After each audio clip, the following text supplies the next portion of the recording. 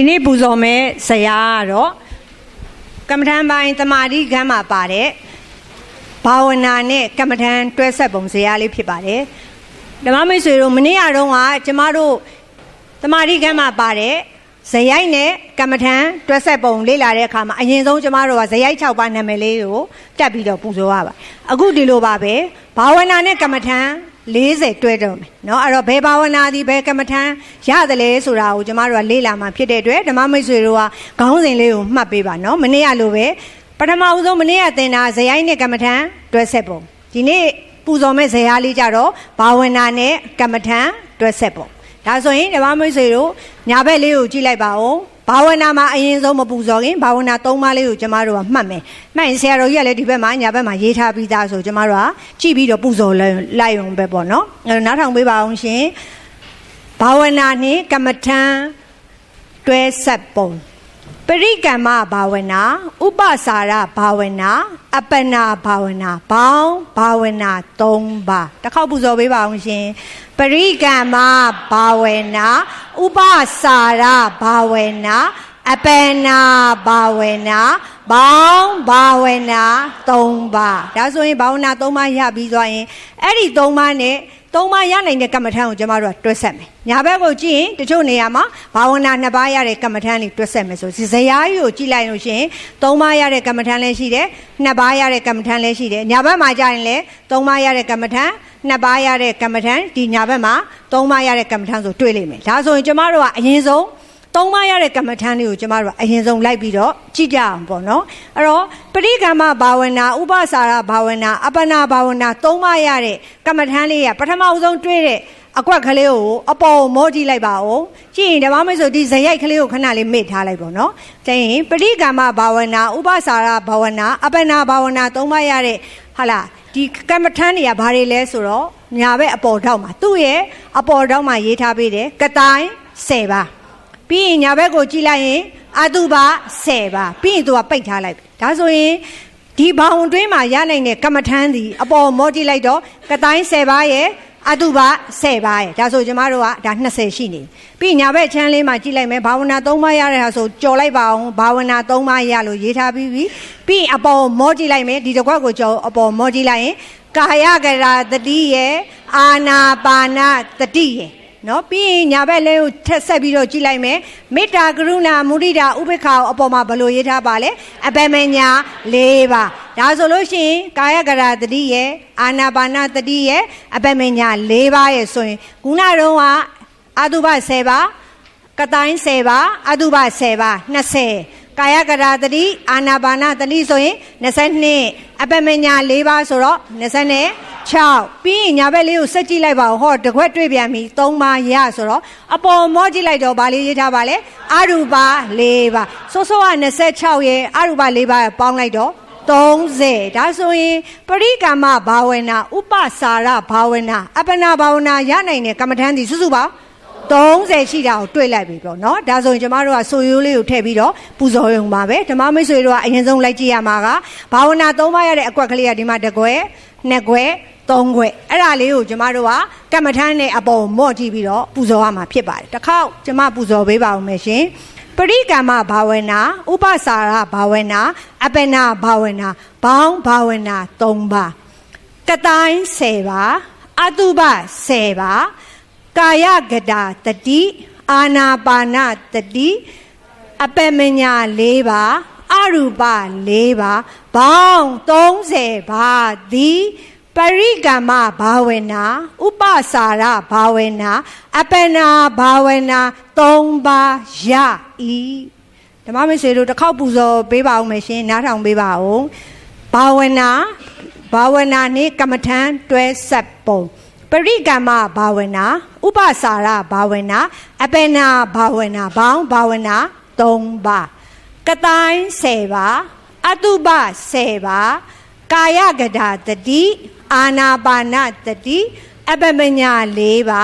အရူပ4ပါဘောင်း30ပါသည်ပရိကမ္မဘာဝနာဥပစာရဘာဝနာအပနာဘာဝနာ3ပါရဤဒါဆိုဓမ္မမိတ်ဆွေလုံးလေးထိန်3ပါလုံးရဤ ဆိုတော့ဘာဝနာရှိတာ3ပါ3ပါလုံးရတဲ့ကမ္မထမ်းဆိုရင်စုစုပေါင်းဘယ်20ရှိပါလဲ30ကဲဒါဆိုရင်တစ်ခေါက်ပူဇော်ရအောင်ပါအရင်ဆုံးခေါင်းစဉ်လေးကိုစပြီးပူဇော်ပါမယ်ဘာဝနာနဲ့ကမ္မထမ်းတွဲဆက်ပုံပရိကမ္မဘာဝနာ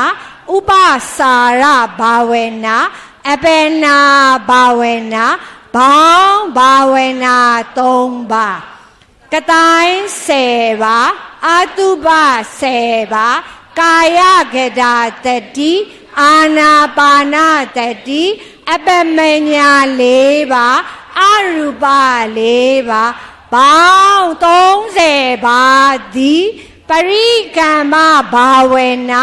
ဥပစာရဘာဝနာအပနာဘာဝနာ3ပါလုံးရဤဒါဆိုရင်ဓမ္မမဆို3ပါလုံးရတဲ့ကမ္မထံ30ဖြစ်သွားပြီဒါဆိုရင်ညာဘက်ကိုကြည့်လိုက်ရင်ပရိကမ္မဘာဝနာဥပစာရဘာဝနာဘယ်နှပါပဲရလဲဆိုတော့2ပါပဲရနိုင်တဲ့ကမ္မထံကိုကျွန်တော်တို့လိုက်ရှာကြည့်လိုက်ပါဦးမယ်အပေါ်မောကြည့်လိုက်တော့အနုတ္တိ10ပါတဲ့ကဒီအထိပဲသူကဘောင်ခတ်ထားတဲ့အတွက်ကြောင့်လို့ကျွန်တော်တို့ကလိုက်ကြည့်ရင်ဗုဒ္ဓနုတ္တိဓမ္မနုတ္တိသံဃာနုတ္တိသီလနုတ္တိစာဂာနုတ္တိဒေဝတာနုတ္တိဥပဒမနုတ္တိမရဏနုတ္တိထိအနုတ္တိ10ပါပြီးရင်နောက်တစ်ခါတစ်ခွက်တွေ့ပြန်ပြီအပေါ်မောကြည့်လိုက်တော့အာဟာရေပฏิကူလတင်ညာစတုဓာတုဝဝဋ္ဌံတကယ်လို့တစ်ထိုင်အာဟာရေပฏิကူလတင်ညာတပါစတုဓာတုဝဝဋ္ဌံတပါဘောင်း10ပါသည်ပရိကမ္မဘာဝနာဥပစာရဘာဝနာ2ပါးသာရဤ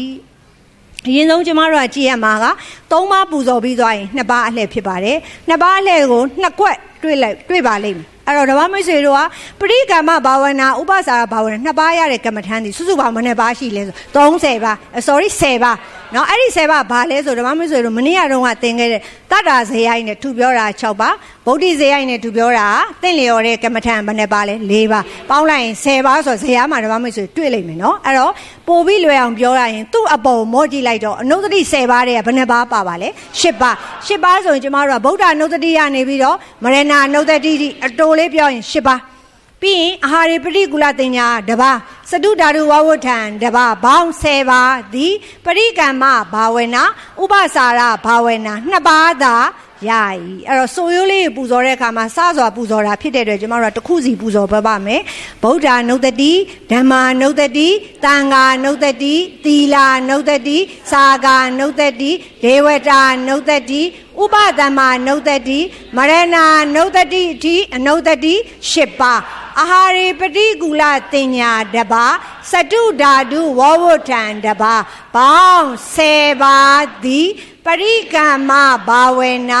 ဥပစာရဘာဝနာ2ပါးသာရဤเนาะဓမ္မမိတ်ဆွေဇေယျလေးကသူ့ဟန်လေးသူအလိုက်တင်လေးပူဇော်ရင်မခက်ပါဘူးเนาะကဲဒါဆိုရင်ဓမ္မမိတ်ဆွေတို့အလှည့်ဖြစ်ပါတယ်ပရိကမ္မဘာဝနာဥပစာရဘာဝနာ2ပါးရတဲ့ကမ္မထံကိုကျမတို့ပူဇော်အောင်ပါဗုဒ္ဓ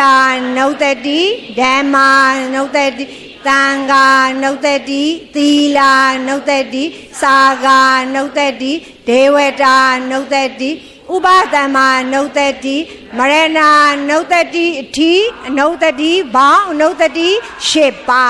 အာဟာရေပฏิကူလတင်ညာတပါစတုဓာတုဝဝဋ္ဌံတပါဘောင်း10ပါသည်ပရိကမ္မဘာဝနာဥပစာရဘာဝနာ2ပါးသာရဤဒါဆိုရင်ဓမ္မမိတ်ဆွေတို့ရပါပြီလားရှင်ဒါဆိုရင်ဓမ္မမိတ်ဆွေတို့ဒီပရိကမ္မဘာဝနာဥပစာရဘာဝနာအပနာဘာဝနာ3ပါးရတာဟာဒီကမ္မထမ်းသည်30ပရိကမ္မဘာဝနာဥပစာရဘာဝနာ2ပါးရတဲ့ကမ္မထမ်းသည်10ပါးပေါင်းလိုက်ရင်ကမ္မထမ်း40ဒါကြောင့်မလို့ခေါင်းစဉ်ကိုက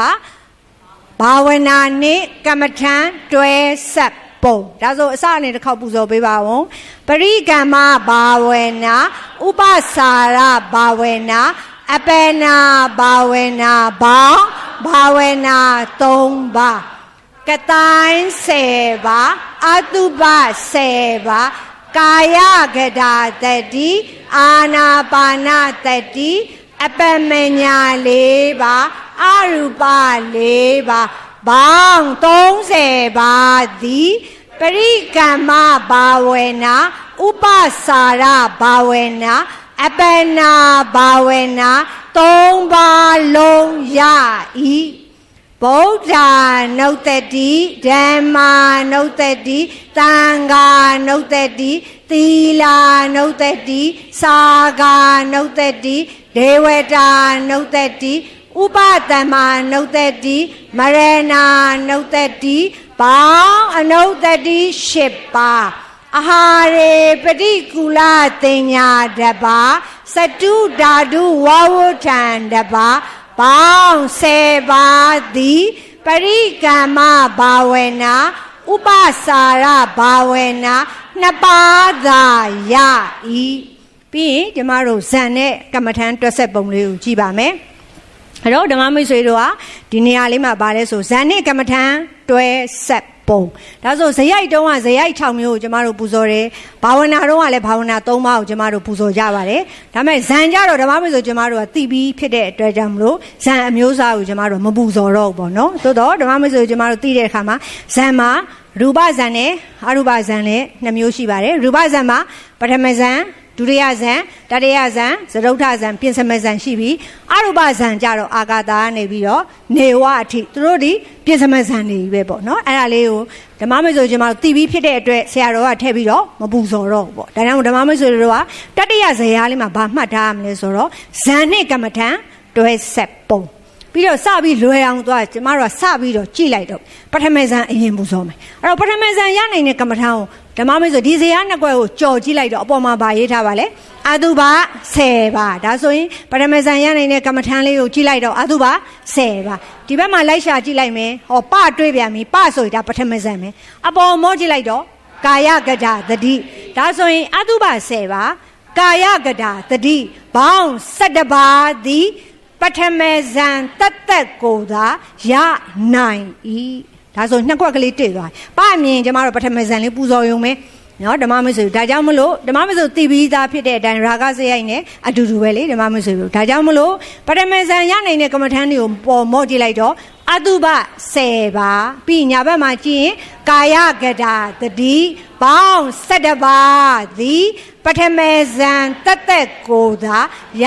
နိုင်ဤပထမဇန်ဆိုတာနဲ့ကျမတို့ကရူပပထမဇန်လို့အလိုလိုသိပြီးသားဖြစ်တဲ့အတွက်ရူပဆိုစကားလုံးထည့်ပြီးတော့မထည့်တော့ပါဘူးเนาะဒါကြောင့်မလို့ကဲဒီပထမဇန်ရနိုင်တဲ့ကမ္မထမ်းလေးကိုအတူတူပူဇော်အောင်ပါရှင်အတုပ10ပါကာယခေတာတတိ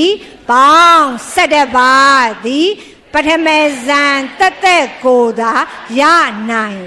ပြီးရင်ကျမတို့ကလိုက်ရှာမယ်ဒုတိယဇန်တသက်တတိယဇန်တသက်သရုပ်ထဇန်တသက်ဆိုတာမရှိဘဲနဲ့ဒီမှာအ ਨੇ ဆုံးကပထမဇန်ရွေးပြီးသွားပြီးရင်သူတဲ့နည်းနည်းလေးများတဲ့ဟာကိုကြည့်လိုက်တော့ဇန်၄ပါးဆိုတော့တွေ့လိမ့်မယ်အဲ့ဒါကိုသူခိတဇန်လို့ဆိုရင်ဓမ္မမိတ်ဆွေတို့ကသူခိတဇန်ရဲ့အောက်နားလေးမှာလွတ်တဲ့နေရာလေးမှာဓမ္မမိတ်ဆွေကဘာလေးမှတ်ပေးရမလဲဆိုတော့စတုတ်ကဇန်လို့ဓမ္မမိတ်ဆွေတစ်ခုနော်တစ်မျိုးအနေနဲ့သိရပါမယ်စတုတ်ကဇန်ဆိုတာပထမဇန်လည်းပါတယ်ဒုတိယဇန်လည်းပါတယ်တတိယဇန်လည်းပါတယ်ဘယ်အထိပါလဲဆိုတော့သရုပ်ထဇန်အထိဖြစ်တယ်၄ခုလုံးဇန်၄ခုလုံးလို့အဓိပ္ပာယ်ရပါတယ်ဒါကြောင့်မလို့ဓမ္မမိတ်ဆွေတို့ဒီနေရာလေးမှာစတုတ်ကဇန်၄ခုလုံးရနိုင်တယ်ဆိုတာလေးသိရပါမယ်ဒါကြောင့်မလို့ဒုက္ခိတဇန်ပြီးရင်တနည်းစတုတ်ကဇန်၄ပါးလုံးရနိုင်တဲ့ကမ္မထံကိုအပေါ်မောကြည့်လိုက်တော့ဘာရေးထားလဲဆိုအပမညာ၄ပါးတည်းကမေတ္တာကရုဏာမုဒိတာမေတ္တာကမ္မထံရဲ့ကရုဏာကမ္မထံရဲ့မုဒိတာကမ္မထံပေါင်းလိုက်ဒီ၃ပါးကိုပွားများရင်ဒုက္ခိတဇန်တနည်းစတုတ်ကဇန်၄ပါးလုံးကိုရနိုင်ဤအဲ့တော့ဆိုရိုးလေးကိုပူဇော်ပါမယ်ဓမ္မမဆိုနောက်ထောင်ပေးပါအောင်ရှင်မေတ္တာကရုဏာမုဒိတာပေါင်း၃ပါးသည်ဒုက္ခိတဇန်တနည်းစတုတ်ကဇန်၄ပါးလုံးကိုရနိုင်ဤဓမ္မမဆိုရပါလားရှင်မေတ္တာကရုဏာမုဒိတာပေါင်း၃ပါးသည်ဒုက္ခိတဇန်တနည်းစတုတ်ကဇန်၄ပါးလုံးကိုရနိုင်ဤရပါပြီလားရှင်ဒါဆိုရင်ဓမ္မမဆိုပထမဇန်တက်ကိုရနိုင်တဲ့ကပ္ပထံကိုအပေါ်မောကြည့်လိုက်တော့အတုပ10ပါနောက်တစ်ခုကကာယကေတာတတိပေါင်း17ပါးသည်ပထမဇန်တက်ကိုသာရနိုင်ဤမေတ္တာကရုဏာမုဒိတာ ပေါင်း3ပါးသည်ဒုက္ခိတဇံတဏီစတုတ်ကဇံ4ပါးလုံးကိုရနိုင်၏ပြီးရင်ဓမ္မမိတ်ဆွေတို့စတုတ်ကဇံ4ပါးလုံးကိုရပြီလို့ပြောပြီးရင်ကျမတို့က5ပါးလေးကိုလိုက်ရှာတော့မယ်သူ့အစဉ်လိုက်ဒါဆိုရင်ပြင်စကဆိုစကားလုံးလေးတွေ့လိမ့်မယ်ပြင်စကဆိုတာဇံ5ပါးလုံးပရမဇံနေပြီးတော့ပြင်စမဇံအထိအဲ့တော့ပြင်စကဇံရနိုင်တဲ့ကမ္မထံကိုအပေါ်မောကြည့်လိုက်တော့ကတိုင်း10ပါနောက်တစ်ခါညာဘက်ကိုလိုက်ရှာကြည့်လိုက်တော့ဒီနားမှာလည်းတွေ့ပြန်ပြီအပေါ်မောကြည့်လိုက်တော့အာနာပါနတတိပေါင်းလိုက်လေသူကဘယ်နှပါပါလဲ17ပါပဲ17ပါသည်ပြင်စကဇံ5ပါးလုံးကိုရနိုင်၏ကျွန်မတစ်ခေါက်ပူဇော်ပေးပါဦးမယ်ကတိုင်း10ပါအာနာပါနတတိပေါင်း17ပါသည်ပြင်စကဇံ5ပါးလုံးကိုရနိုင်၏ဓမ္မမိတ်ဆွေတို့လှည့်ပူဇော်ပေးပါအောင်ရှင်ကတိုင်းအာနာပါနတတိပေါင်း17ပါးသည်ပြင်စကဇံ5ပါးလုံးကိုရနိုင်ဓမ္မမိတ်ဆွေတို့ပထမဦးဆုံးပထမဇံကိုကျမတို့ရှာတယ်ဇံပြီးရင်ဇံ4ပါးလုံးစတုတ်ကဇံ4ပါးလုံးကိုရှာတယ်ပြီးလို့ရှိရင်ပြင်စကဇံ5ပါးလုံးကိုရှာတယ်3ခုပြီးသွားပြီပြီးရင်နောက်တစ်ခုကျမတို့ကကြည့်လိုက်တော့ပြင်စမဆိုတော့5ခုမြောက်ဇံလေးကိုလိုက်ရှာကြည့်လိုက်မယ်အပေါ်ကြည့်လိုက်တော့ဥပိ္ပခာအဲ့တော့အစိုးရိုးလေးကိုဝင်လိုက်ရင်ဥပိ္ပခာသည်ရူပပင်စမဇံတသက်ကိုသာရနိုင်၏ဒီပင်စမဇံဆိုတာရူပကိုပြောပါတယ်ဒါကြောင့်မလို့ဥပိ္ပခာသည်ရူပပင်စမဇံတသက်ကိုသာရနိုင်၏တစ်ခေါက်ပူဇော်ပေးပါအောင်ရှင်ဥပိ္ပခာသည်ရူပပင်စမဇံတသက်ကိုသာရနိုင်၏ဒီပင်စမဇံလဲဒီမှာလည်းဗာရေးထားပါလေပြင်စမဇံဒါကြရင်သူ့ကြတော့ဘာဖြစ်သွားလဲဆိုအရူပဒါကြောင့်မလို့အရူပ4ပါးသည်စာယာအရူပပြင်စမဇံကိုရနိုင်၏ဓမ္မမိတ်ဆွေသိရမှာကအရူပ4ပါးသည်ဆိုတာအာကာဝိညာအာကိနေဝအာကာသနေစာယရဏကမ္မထံကိုကျမတို့ကစ조사ပွားများအထုတ်မယ်ဆိုရင်ဘာဇံကိုရမလဲဆိုအာကာသနေစာယရဏပြင်စမဇံကိုရမယ်ဒါလေးကိုဆိုတော့ဒါအောင်ဆိုင်ရာဆိုသူ့ဆိုင်ရာနေဝကိုကမ္မထံကိုအထုတ်ရင်နေဝပြင်စမဇံကိုရအောင်ဒါကြောင့်မလို့ဆိုရိုးထဲမှာအရူပ4ပါးသည်ဆိုင်ရာအရူပသူ့ကြရူပမဟုတ်တော့ဘူးအရူပပြင်စမဇံကိုသာရနိုင်၏ရပါလားရှင်ကဲပူဇော်ပေးပါအောင်ရှင်အရူပ4ပါးသည်ဆိုင်ရာအရူပပြင်စမဇံကိုရနိုင်၏ရပါပြီလားရှင်ဓမ္မမိတ်ဆွေတို့ဆိုလို့တက်ပါပြီလားပထမအဆုံးဘာရှာလဲဆိုတော့ပထမဇံ2ခွက်ရှာတယ်ပြီးရင်သူ့တဲ့နည်းနည်းများလိုက်တာဒုက္ခိတဇံဆိုတဲ့သရုဒ္ဓဇံ4ပါးလုံးကိုရှာတယ်4ပါးတဲ့နည်းနည်းများတာပြင်စကဇံ5ပါးကိုရှာတယ်ရှာပြီးွားရင်ရူပပြင်စမဇံရနိုင်တဲ့တပါးကိုရှာတယ်ပြီးရင်အရူပပြင်စမဇံဒါဆိုရင်ဓမ္မမိတ်ဆွေတို့ကျမတို့ ਨੇ တစ်ခေါက်ကျမနဲ့ဓမ္မမိတ်ဆွေတို့အတူတူပေါ့နော်ပူဇော်အောင်ပါခေါင်းစဉ်လေးကဇံနှင့်ကမ္မထံတွဲဆက်ပုံအတုပ10ပါကာယကတာတတိပေါင်း17ပါးသည်ပထမဇံတသက်ကိုသာရနိုင်၏မေတ္တာကရုဏာမုဒိတာပေါင်း3ပါးသည်ဒုက္ခိတဇံတဏီစတုတ်ကဇံ4ပါးလုံးကိုရနိုင်၏ကတိုင်း10ပါးအာနာပါနတတိပေါင်း17ပါးသည်ပြင်စကဇံ5ပါးလုံးကိုရ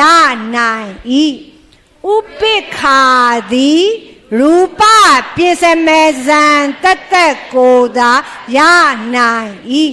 အရူပ4ပါးသည်ဆိုင်ရာအရူပပြင်စမဇံကိုသာရနိုင်၏ဒါဆိုရင်ကျမတို့ဇံနဲ့ကမ္မထံတွဲဆက်ပြီးရင်ဒီနမိတ်ကလေးကိုနည်းနည်းကြုံလိုက်မယ်နော်ဓမ္မမိတ်ဆွေတို့ဒီနမိတ်ကြတော့ပြီးတော့မှနောက်တစ်ပတ်ကျမှကျမတို့နမိတ်နဲ့ဘာဝနာကြတော့တွဲလိုက်တော့ပုံမြန်တယ်ပေါ့နော်အခုပြည့်ညက်ကမ္မထံ40ကိုပြည့်ညက်ကမ္မထံပရမတ်ကမ္မထံကျမတို့ခွဲကြည့်ရအရင်ဆုံးစတွေ့တဲ့ စကလုံးလေးကပညတ်ကမ္မထံဒါဆိုပညတ်ကမ္မထံရနိုင်တဲ့ဟာလာကမ္မထံတွေကိုအပေါ်မောကြည့်လိုက်တော့ကတိုင်း10ပါးဒါဆိုကတိုင်း10ပါးကလည်းပညတ်ကမ္မထံပဲပြီးရင်အတုပ10ပါးကလည်းပညတ်ကမ္မထံပေါင်းလိုက်တော့20ရောက်သွားတယ်။ရှာကြည့်လိုက်ပါအောင်ရှင်ညာဘက်မှာပညတ်လေးတွေ့ပြန်အပေါ်မောကြည့်လိုက်တော့ကာယကတာတတိရဲ့အာနာပါနာတတိရဲ့အပမညာ4ပါးရဲ့တွေ့ပါလားရှင်ဒါဆိုရင်ခုနတော့က20ရဲ့ပြီးတော့20နဲ့ဒါနဲ့ပေါင်းလိုက်တော့22အပမညာ4ပါးပေါင်းလိုက်တော့26ပြီးရင်ကုန်ပြီလားလို့ကြည့်လိုက်တော့မကုန်သေးဘူး။အော်ဒီမှာဆိုရင်ညလေးနှလုံးညတွေ့ရင်ပြညက်ဆိုဓမ္မမိတ်ဆိုမှတ်ထားပေးမယ်နော်ဒါဆိုပရမတ်နဲ့မှားမှာဆိုလို့ညတွေ့ရင်ပြညက်တကယ်လို့ဓမ္မမိတ်ဆိုကျွန်တော်တင်စားဆိုမမှတ်မိရင်ပစောက်လေးကိုထပ်တိုးလိုက်ပေါ့နော်ပြညက်ဒီဘက်ကလည်းပြညက်အကွက်ကလေးကနှစ်ကွက်အပေါ်မောကြည့်လိုက်တော့အရူပမှာအာဂါသနေစာယရဏနဲ့အာဂိဉ္စညာယရဏကမ္မထံကလည်းဘာဖြစ်လဲပြညက်ဒါဆိုစောစောက26ရဲ့အာနာအာထက်လိုက်တော့28ဘာလို့28ပါးသည်ဘာကမ္မထမ်းပါလဲရှင်ပညက်ကမ္မထမ်းဒါကြောင့်မလို့ကျမတို့ကသမထကမ္မထမ်း40ကိုပညက်ပရမတ်2ခုခွဲတော့မယ်ဆိုရိုးလေးကိုဝင်ကြည့်ရင်ကတိုင်း10ပါအတုပ10ပါကာယကတာတတိအာနာပါနာတတိအပမညာ4ပါအာဂါသနိစာယရဏအာဂိဉ္စညာယရဏပေါင်း28ပါးသည်ပညတ်ကမ္မထံမြည်ဤရပါပြီလားရှင်ပညတ်ကမ္မထံက28ပါကဲပရမတ်ကမ္မထံလေးရွေးကြည့်အောင်ပါပရမတ်ကမ္မထံအပေါ်မောကြည့်လိုက်တော့အနုတ္တိ10ပါးတဲ့ကဘယ်နှပါးရပါလဲ10ပါးဗုဒ္ဓအနုတ္တိရနေပြီးတော့မရဏအနုတ္တိအနုတ္တိ10ပါးပြီးရင်ကြံပါသေးလားလိုက်ကြည့်လိုက်ပါဦးဟောပရမတ်တွေ့ပြန်ပြီအပေါ်မောကြည့်လိုက်တော့အာဟာရေပฏิကူလတင်ညာတပါစတုဓာတုဝဝဋ္ဌံတပါပေါင်းလိုက်ရင်ကျမတို့ကဘယ်နှပါးရလဲ10ပါးရနေပါပြီဟောပြီးရင်ဒီပလေးမြင်ပြညက်ပဲဒီဘက်မှာလဲsorry ဒါပလေးမြင်ပရမတ်ဒီဘက်ကပလေးမြင်ပရမတ်အဲ့တော့ပြညက်ကိုကြော်လိုက်မယ်ပမြင်တဲ့အတွက်ပရမတ်ဆိုအပေါ်မောကြည့်လိုက်တော့ဝိညာဏိစာယရဏကမ္မထံရဲ့နေဝတင်ညာနာတင်ယရဏကမ္မထံပေါင်းလိုက်ရင်12ပါးသည်ဘာလဲဆိုတော့ဘာကမ္မထံလဲဆိုတော့ပရမတ်ကမ္မထံနေမြည်တယ်ဆိုရှာတွေ့ရင်ကျမတို့ဆိုရိုးလေးကိုဝင်တော့မယ်နော်ဗုဒ္ဓအနုတ္တိမှာမရဏအနုတ္တိအထိအနုတ္တိ10ပါးပြီးရင်အာဟာရေပฏิကူလတင်ညာတပါစတုဓာတုဝဝဋ္ဌံတပါဝိညာဏိစာယရဏနေဝတင်ညာနာတင်ညာယရဏပေါင်း12ပါးသည်ပရမတ်ကမ္မထံမြည်ဤအတူတူပူဇော်အောင်ပါရှင်ဗုဒ္ဓနုတ္တိမှာမရဏနုတ္တိထိအနုတ္တိ10ပါးပြီးရင်အာရေပฏิကူလတင်ညာတပါစတုဓာတုဝဝဋ္ဌံတပါဝိညာဏိစာယရဏနေဝတင်ညာနာတင်ညာယရဏပေါင်း12ပါးသည်ပရမတ်ကမ္မထံမြည်ဒါဆိုရင်ပညတ်ကမ္မထံဘယ်နှပါပါလဲ28ပါးပရမတ်ကမ္မထံက12ပါးဒါဆိုရင်ပညတ်ကမ္မထံတွဲတာလေးပြီးသွားပါပြီဓမ္မမိတ်ဆွေတို့ပြီးတဲ့ဆိုရိုးလေးကိုလည်းပူဇော်ပေးကြပါအောင်နော်